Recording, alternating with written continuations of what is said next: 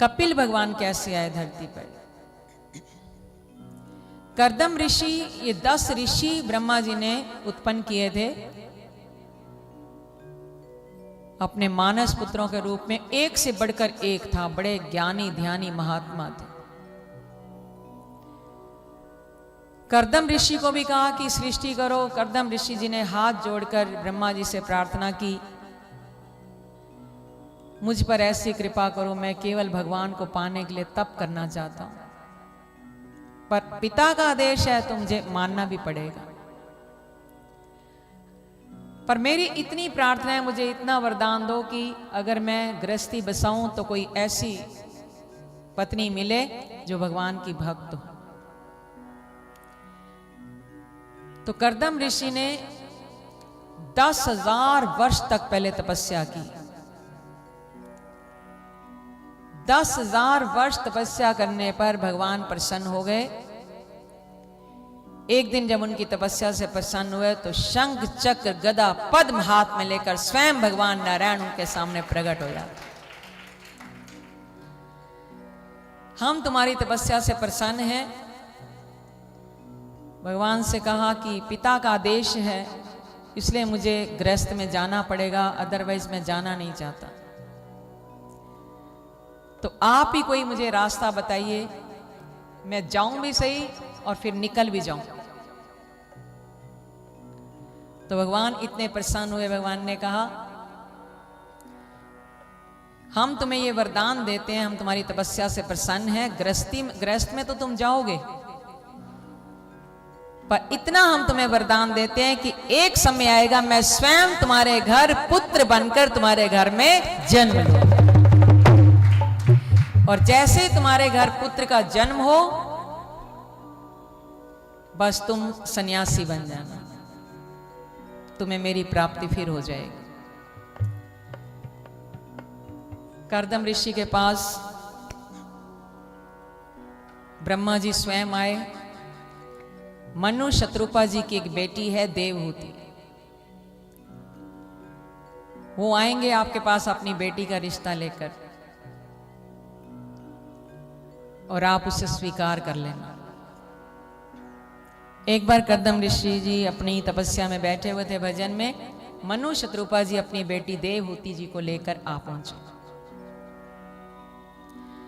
तब कर्दम ऋषि ने 3 आसन दिए। एक परीक्षा थी देवहूति जी की। यूं तो यहां देवहूति जी से भी पूछा गया, तुम राजा की बेटी हो, किसी राजा से मैं तुम्हारा विवाह कर देता हूं।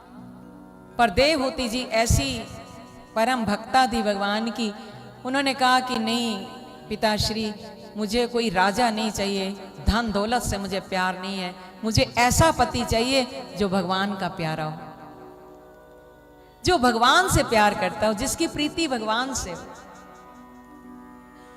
मुझे ऐसा पति चाहिए। फिर सोच लो, राजा की बेटी हो और अगर किसी ऋषि की कुटिया में जाओगी, कैसे जीवन बिताओगी? मीरा भी तो महलों का त्याग करके झोपड़ी वृंदावन बनाऊंगी। भगवान के भक्त को क्या चाहिए? बोले नहीं, मुझे तो ऐसा पति चाहिए जो भगवान का परम प्रिय भक्त हो। तो कर्दम ऋषि ने देवहूति जी की थोड़ी परीक्षा भी लेनी थी। जैसे आजकल आप कन्या देखने जाएं तो कई क्वेश्चन तो पूछेंगे ना। तो उन्होंने क्या किया, 3 आसन दिए। 2 आसन पर तो मनु जी और शत्रुपा जी बैठ गए, देवहूति जी नहीं बैठी। बोले ये तीसरा आसन देवी जी आपके लिए लगाया है। तो देवहूति जी ने सोचा, ये मेरे पति बनने वाले हैं, अगर मैं इनकी आज्ञा मानकर इस आसन पर बैठ जाती हूं तो ये मेरा पत्नी व्रत धर्म, पति व्रत धर्म नष्ट होगा। मुझे पाप लगेगा कि मेरे पति आसन बिछाएं और मैं उस पर बैठूं।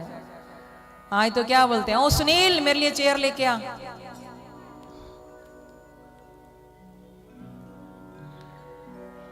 स्वामी जी वाली बात याद आई। कोई सुनील बैठा तो नहीं है?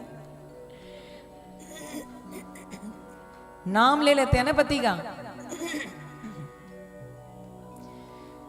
आप सब तो फिर भी नहीं लेते होंगे, आजकल की कहां रहती हैं। जो अपने पति का नाम लेता है पति की आयु छीन करता है। वैसे कहेंगे आई लव यू और पति की आयु छीन करने में लगे हो। तो हमारे पूज्य गुरु जी कहते थे क्या बोला करें, ठाकुर जी या प्रभु जी। वो बोलने में तो फिर लाज आती है ना। अंजू जी बोलती हैं, आप तो बोलती हैं, प्रभु जी बोलते हैं। अमृतसर की है एक देवी, बहुत बढ़िया टीचर है इकोनॉमिक्स की, अमृतसरी नाम है उसका, नाम है वृंदा। जिस दिन से गुरु जी ने सिखाया, उनके हस्बैंड उसको कहीं लेके नहीं जाते थे, कहीं भी नहीं। और जिस दिन से उसको ये बात सिखाई कि अपने पति को प्रभु जी बोला कर। चारों धाम की यात्रा हमारे साथ बाय एयर कर चुके हैं दोनों, वही पति, और कितनी यात्राएं और करी, पर अभी तक उसने प्रभु जी कहना नहीं छोड़ा। तो उसकी लगन इतनी बढ़ गई है, हर समय ठाकुर जी की भक्ति में लीन रहती है। उसका मन यहां है तन से, क्योंकि स्कूल टीचर है, छुट्टियां नहीं मिलती। तो ऐसे भी हैं भगवान के भक्त। देवहूति जी ने अभी से पतिव्रत धर्म के बारे में सोचा कि मैं पति के द्वारा बिछाए हुए आसन पर बैठूं तो ये मेरा पतिव्रत धर्म नहीं कहता है, मुझे पाप लगेगा। भविष्य में ये मेरे पति बनने वाले हैं, आज नहीं तो कल। और दूसरा धर्म संकट ये था कि चलो मैंने इनको पति मान भी लिया है, तो पति ने आसन बिछाया, आज्ञा दी, और मैं इनकी आज्ञा का उल्लंघन करूं तो ये भी धर्म के विरुद्ध है, इनका अपमान होगा। तो उन्होंने क्या किया, अपना राइट हैंड आसन पर रख दिया। अगर आपको कोई चीज नहीं चाहिए, किसी के घर गए हैं, वो आपका अतिथि सत्कार कर, नहीं नहीं नहीं नहीं हम तो ये नहीं खाते, हम ये खाते ही नहीं। अरे भाई वो तो इतने प्यार से पता नहीं 4 घंटे लगा के बना के लाए, तो आप उनकी थाली को टच कर दो, आपका हो गया आतिथ्य जो करना चाहते थे। हनुमान जी ने यही तो किया था। सोने का पर्वत में नहा गाया जब सागर लांघने वाले गए थे, सुंदरकांड में सब चर्चा आपने सुनी। बोले तनिक थोड़ा सा विश्राम कर लो हनुमान जी, मैं आपके पिता पवन देव का मित्र हूं और उनका ऋणी हूं, मेरा ऋण भी चुकता हो जाएगा। हनुमान जी ने कहा राम काज की जे बिनो मोही खा विश्राम। हे मैनाक जी आप बहुत सच कह रहे हैं, आप मुझे आतिथ्य मेरा करना चाहते हैं, मुझे स्वीकार है, आप मेरे पिता के मित्र हैं तो मेरे पिता समान हैं, पर इस समय मैं राम काज करने के लिए इतना आतुर हूं, मैं राम काज के बिना एक क्षण का भी विश्राम कर ही नहीं सकता। तो हनुमान जी ने क्या किया था, पर्वत को छू दिया था, बैठने के बजाय छू दिया, उनका सम्मान रखने के लिए, उनका मान रखने के लिए। तो ऐसे ही देवहूति जी ने आसन को अपने राइट सीधे हाथ से स्पर्श कर दिया, तो समझ गए कर्दम ऋषि ये पात्र है पत्नी बनने की, विवाह करूंगा तो इसी से करूंगा। दोनों का विवाह कराया गया, कर्दम ऋषि और देवहूति जी का। और जानते हैं कैसा जीवन होता था, कितनी देखो पतिव्रत धर्म निभाती थी देवियां। जैसे विवाह करके आए, बस फेरे हुए, जयमाला हुई, विवाह हुआ, उनको लेके आए देवी जी को। देवी जी अभी बैठी हैं और कर्दम ऋषि जी की समाधि लग गई। इतने विरागी त्यागी,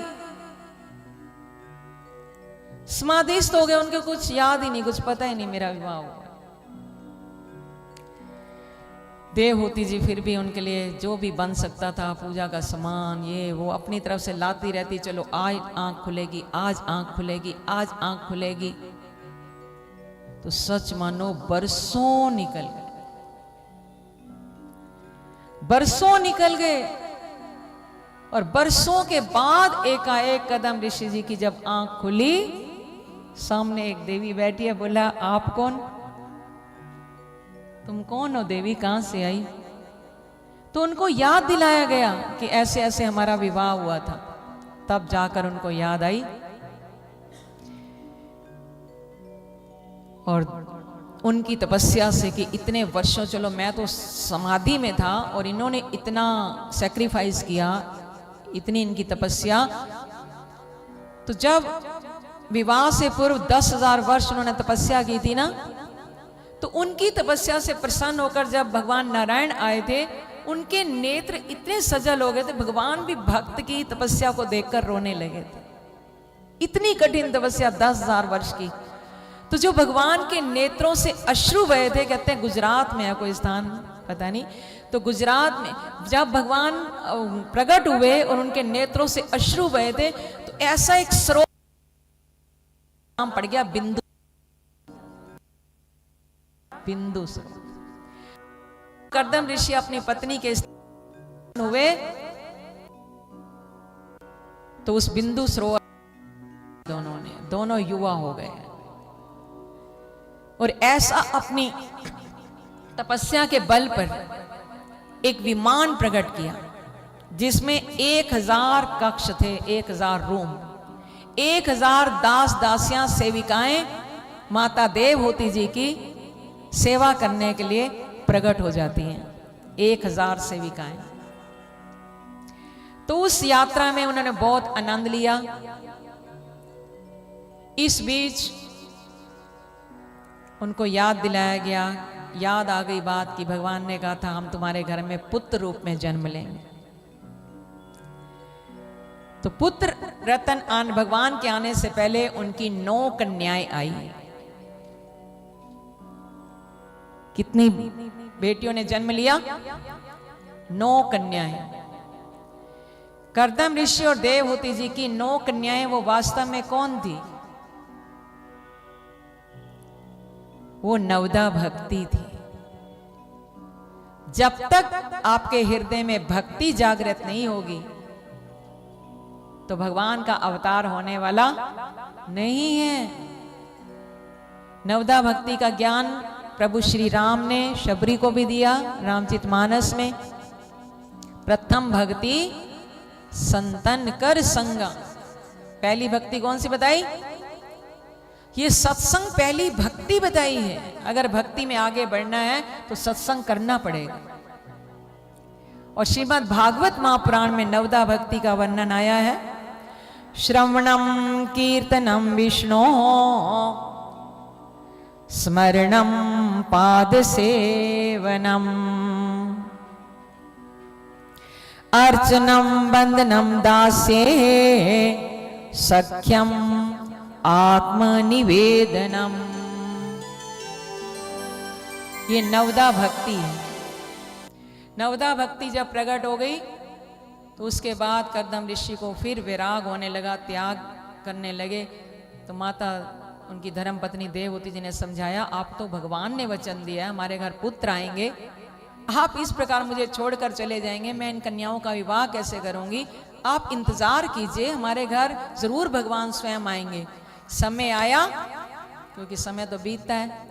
समय आने पर स्वयं भगवान नारायण ने उनके घर कपिल भगवान के रूप में अवतार धारण किया। बोलो कपिल भगवान की जय।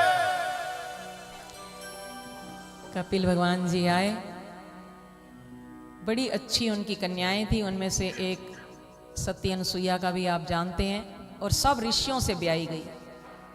जब उनका ब्याह कर दिया, अब कर्दम ऋषि ने कहा मैं एक दिन के लिए भी घर में रुकने वाला नहीं हूं। संन्यास की दीक्षा लेकर वो घर बार छोड़कर चले गए। माता देवहूति को विराग हुआ, त्याग हुआ, पति भी चले गए, कन्याएं अपने घरों में चली गई। तो अब मुझे भी भगवान का भजन करना चाहिए। अपने पुत्र कपिल भगवान के पास बैठकर माँ ने जो ज्ञान लिया, सांख्य योग का ज्ञान दिया कपिल भगवान ने अपनी माता देवहूति को, वही सांख्य योग का ज्ञान जो भगवान ने अर्जुन को गीता जी के दूसरे अध्याय में दिया। दूसरे अध्याय का नाम ही है सांख्य योग। क्या नाम है? और उस सांख्य योग का ज्ञान सबसे बड़ा यही है जिसका पूरे अध्याय का सार है 2 शब्दों, और वो 2 शब्द हैं तू और तेरा। इतना सुनने से तो आपको समझ में आएगा नहीं। और यही ज्ञान कपिल भगवान जी अपनी माता देवहूति को दे रहे हैं। तू अजन्मा है, तू अविनाशी है, तू उस पार ब्रह्म परमेश्वर का अंश है, तू कभी मर नहीं सकता, तू कभी जल नहीं सकता, तू कभी कट नहीं सकता, तू कभी सूख नहीं सकता। तो तू का संकेत किससे है? ना जायते म्रियते वा कदाचिन नायं भूत्वा भविता वा न भूया। जो गीता में भगवान ने कहा, नैनम छिदन्ति शस्त्राणि नैनम दहति पावका ना चैनम कृदन्ते रापो ना शोष्यति मारुता। तू का संकेत है आत्मा को। शरीर जल जाता है, आत्मा नहीं जलती। शरीर को दबाया जा सकता है, आत्मा को नहीं। शरीर को पानी में बहाया जा सकता है, आत्मा को नहीं। और तेरा का संकेत है, ना तेरा कुछ था और ना ही तेरे साथ कुछ नहीं जी। हम तो अब वो बड़ा नोट तो बंद हो गया, पिंक पिंक पिंक वाला था ना, वो तो चलो बंद हो गया। नहीं तो कहते 2000 वाली गड्डी एक तो रख के जाएंगे छाती पे, वहां भी कुछ काम पड़ जाए तो। पर वहां ये कमाई काम नहीं आनी है, वहां तो इन कर्मों की कमाई काम आनी है। और गीता कहती है, भागवत पुराण कहते हैं कि आप खाली हाथ नहीं जाएंगे। चाहे दुनिया कहती रहे आप खाली हाथ जाएंगे, पर भगवत गीता कहती है, भागवत पुराण कहता है आप खाली हाथ नहीं जाएंगे। क्यों? जिसने एक बार जीवन में श्रीमद् भागवत महापुराण की कथा सुन ली, जिसने गीता का ज्ञान सुन लिया, ये कमाई हमारे साथ जाएगी और हम खाली हाथ फिर कैसे जाएंगे।